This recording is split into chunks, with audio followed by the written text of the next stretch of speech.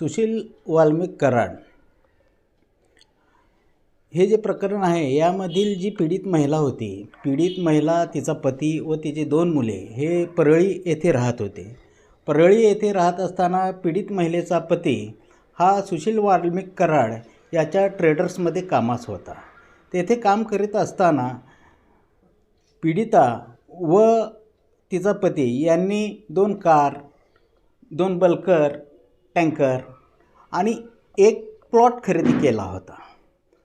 हे तू कसं काय कमवला म्हणून सुशील हा त्यास मारहाण करू लागला आणि हे तू पैसे कुठून आणला, कसे आणला म्हणून कायम मारहाण करायचा, त्रास द्यायचा. याबाबत पीडितेने सुशील वाल्मिक कराड याच्या वडिलास देखील ही माहिती दिली. त्याने बघू म्हणून देखील म्हणले, परंतु त्याचा काहीही उपयोग झाला नाही.